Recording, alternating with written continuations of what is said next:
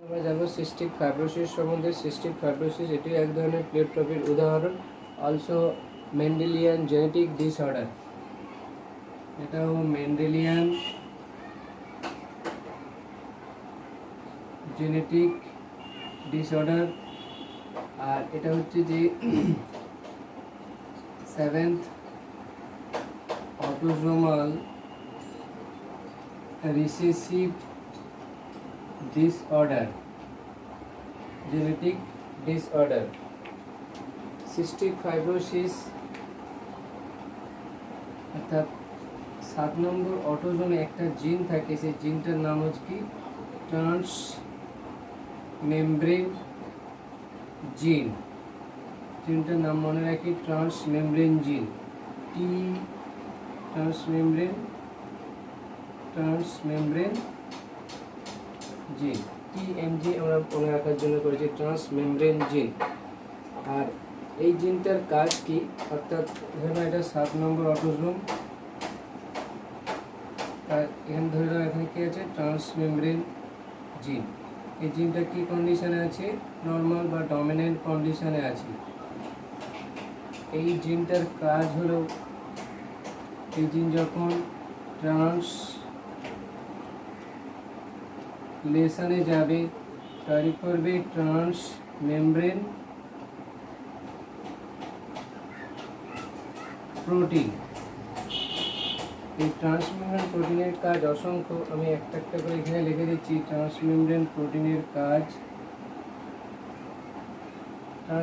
প্রোটিনের কাজ হচ্ছে যে কি, 1 number, it regulate sodium chloride, potassium, E T C ionic movement regulation বা রেগুলেট করে, প্রভৃতি আয়নের মুভমেন্টকে এই প্রোটিনটা রেগুলেট করে। সেকেন্ড হচ্ছে যে এই প্রোটিনের কাজ হলো যে এই ট্রান্সমেমব্রেন প্রোটিন, সেকেন্ড হলো ট্রান্সমেমব্রেন প্রোটিনের আরেকটা কাজ কি, এটা মিউকাস এর secretion and movement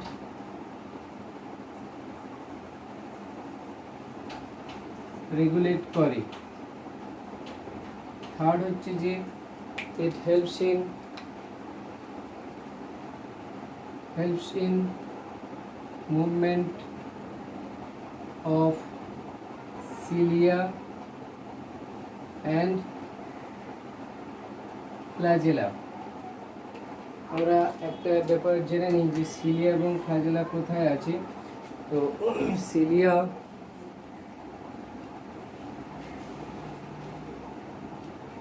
in case of female reproductive tract, female reproductive ট্র্যাক্টে এরকম করে ফ্যালোপিয়ান টিউব, তারপরে থাকে অ্যাম্পুলা, তারপরে এই ইনফান্ডিবুলাম, ফিমব্রি, আঙুলের মতো প্রবর্ধকে ফিমব্রি বলে, তারপরে এরকম ডিম্বাশয় থাকে। তো এখান থেকে মায়েদের মেনস্ট্রুয়াল সাইকেলের মাধ্যমে কি রিলিজড হয়, সেকেন্ডারি উসাইট রিলিজড হয়। মেনস্ট্রুয়াল সাইকেলে ওই সেকেন্ডারি উসাইটটা আসে কোথায়, এই ফিমব্রির মাধ্যমে এরকম কিছু হওয়ার পরে অ্যাম্পুলাতে থাকে। অর্থাৎ secondary oocyte is non motile, অর্থাৎ সর্বদা এগ ইজ নন মোটাইল। এই সিলিয়ার মুভমেন্টের মাধ্যমে,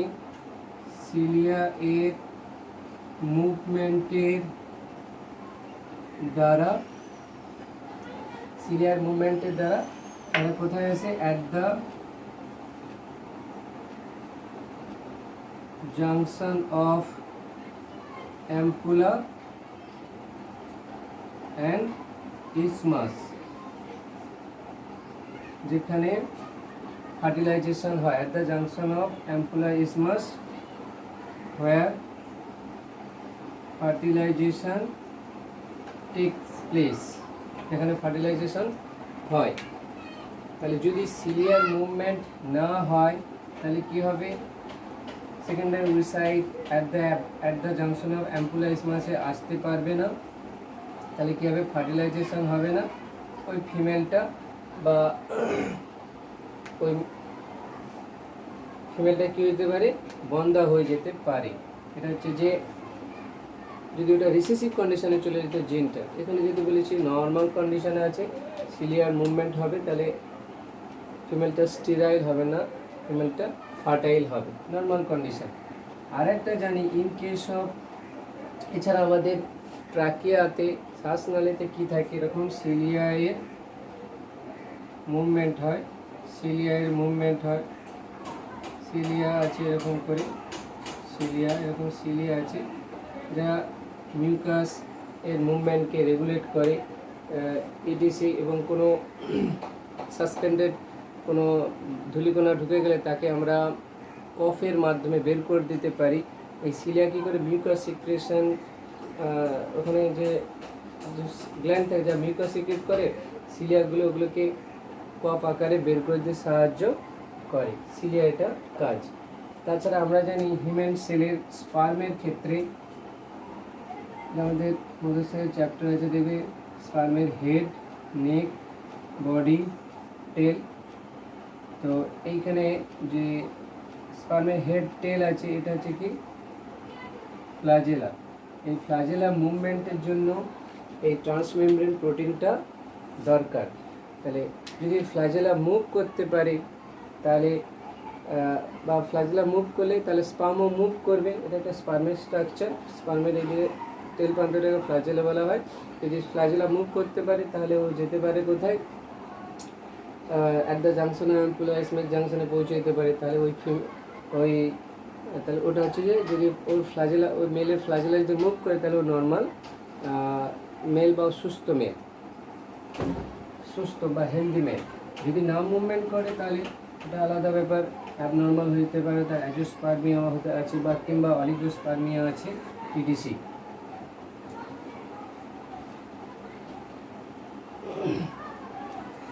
এবার দেখো ওই জিনটা যদি রিসেসিভ কন্ডিশনে চলে যায়, 7 নম্বর অটোজোম, যদি ওই জিনটাকে না ট্রান্স মেমব্রেন জিন যদি রিসেসিভ কন্ডিশনে চলে যায় তাহলে নো ট্রান্স মেমব্রেন প্রোটিন, কোনো ট্রান্সমেমব্রেন প্রোটিন উৎপন্ন হবে না। যদি ট্রান্সমেমব্রেন প্রোটিন উৎপন্ন না হয় তাহলে, আগে দেখেছিলাম ট্রান্সমেমব্রেন প্রোটিন উৎপন্ন হয়েছিল কারণ এই ট্রান্সমেমব্রেন জিন ডমিনেন্ট কন্ডিশনে ছিল, তো এখানে রিসেসিভ কন্ডিশনে চলে গেছে। যদি না হয় তাহলে কি হবে, এখানে 1 নম্বর হচ্ছে যে no movement of sodium, potassium, chloride, ETC ion, প্রভৃতি আয়নের মুভমেন্ট হবে না। যদি মুভমেন্ট না হয় তাহলে রেজাল্ট কী দাঁড়াবে, বিভিন্ন ডিসঅর্ডার আসতে পারে। Sweat become very much salty, sweat become very very salty, বিভিন্ন আমরা জানি sodium chloride, potassium, E T C ion are required for nerve impulse regulation. তাহলে এখানে nerve impulse is become disturbance বা disturb, nerve impulse is become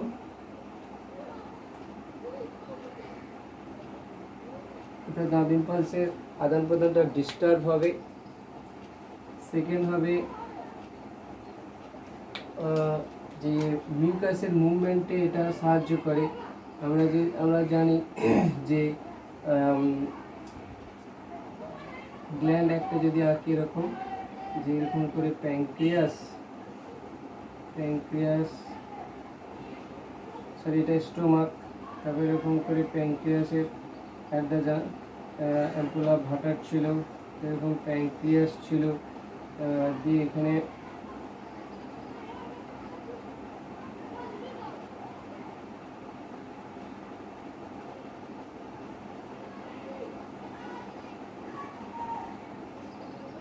pancreas এটা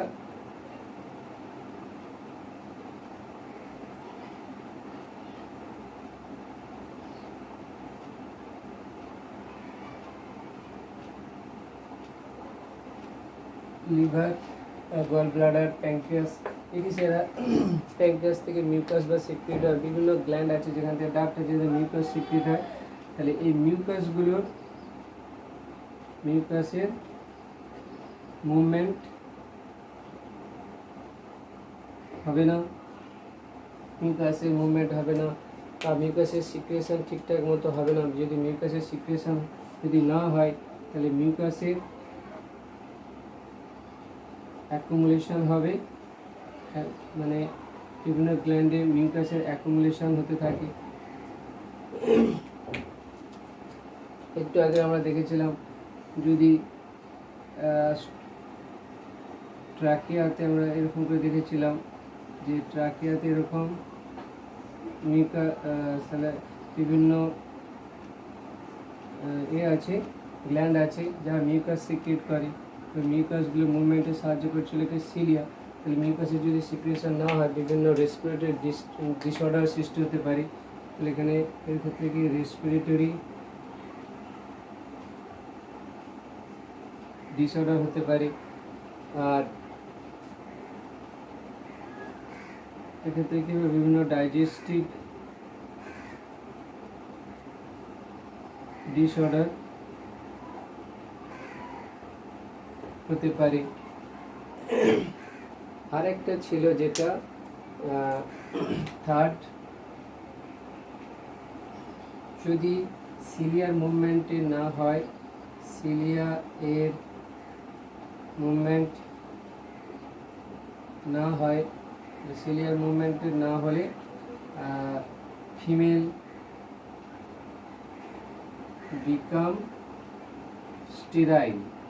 আমরা একটু আগে আলোচনা করেছিলাম যে ফিমেলদের ক্ষেত্রে ডিমটা নন মোটাইল হয়, ওই ডিমের বা সেকেন্ডারি ওসাইটের মুভমেন্টে সাহায্য করে কে সিলিয়ারি মুভমেন্টের মাধ্যমে ডিমগুলো অ্যাট দ্য জাংশন আর অ্যাম্পোলাইসমিক জাংশনে চলে আসে, সেখানে অপেক্ষা করে স্পার্মের জন্য স্টেরাইল। আর যদি মেলের ক্ষেত্রে যদি ফ্ল্যাজেলার মুভমেন্ট না হয়, আমরা জানি স্পার্ম ইজ মোটাইল, কিন্তু কিসের জন্য মোটাইল? ফ্ল্যাজেলা থাকার জন্য। এই দেহের একমাত্র সেল হিউম্যান বিংসের যেটা ফ্ল্যাজেলা আছে সেটা হচ্ছে যে স্পার্ম। তো এই স্পার্ম যদি ঠিকঠাক মতো মুভমেন্ট না করে, কারণ কি ফ্ল্যাজেলের মুভমেন্ট নিয়ন্ত্রণ করছিল এই প্রোটিনটা, তো যদি ফ্ল্যাজেলের মুভমেন্ট না হয় তাহলে মেল বিকাম